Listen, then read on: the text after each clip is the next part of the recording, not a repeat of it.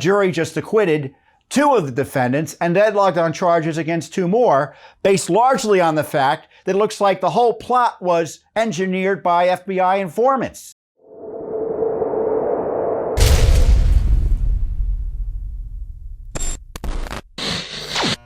Now, the other issue I want to talk about before I go is the breaking news of the extraordinary jury decision and partly non-decision in Michigan over the Governor Gretchen Whitmer so-called kidnapping plot.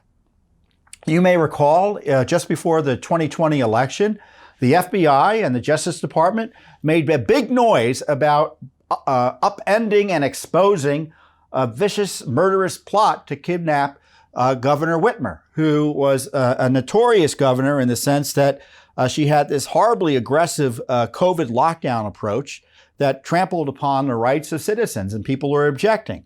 So what happened is the FBI highlighted this plot to kidnap her, and people were arrested, and of course, Trump was blamed, right?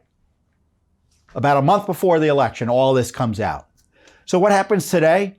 A jury just acquitted 2 of the defendants and deadlocked on charges against 2 more, based largely on the fact that it looks like the whole plot was engineered by FBI informants. So it highlights the corruption of the FBI targeting people based on politics.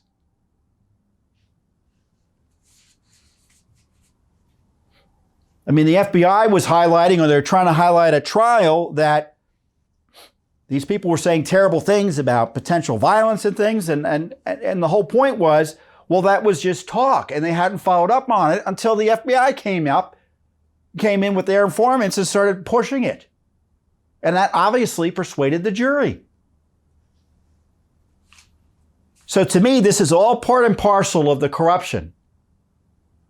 The overreach by the politicized Justice Department, the FBI, going after politically disfavored individuals to try to jail them. In this case, opponents of lockdowns and critics of a Democratic governor in Michigan. I mean, we had the first acquittal of a January 6th defendant this week. Because the judge, it was a judge trial, he was persuaded that the guy was innocent because all he did was walk into the Capitol and the police let him in. I mean, how do you have an insurrection when the police let you into the building, huh? Yet the Justice Department was willing to prosecute that man for that? That's an outrage. How many other folks pled guilty to similar charges because they didn't know what else to do, or are facing similar charges still, for behavior that isn't criminal like that? I mean, we aren't talking about the people who were alleged to have beaten police or anything like that. That's what they always want to say, oh, all these people. No, not everyone was involved in violence there. There are many people who are being prosecuted for nonviolent behavior, for being in the wrong place.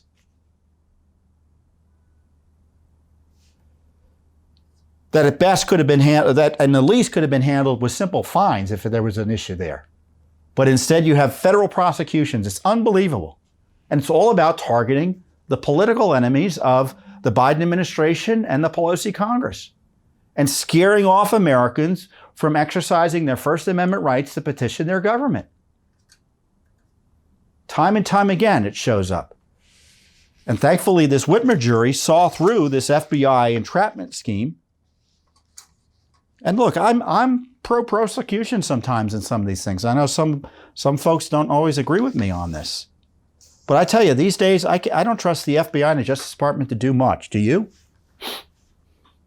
I don't. Thanks for tuning in. Be sure to subscribe to our YouTube channel to catch all the latest news from Judicial Watch.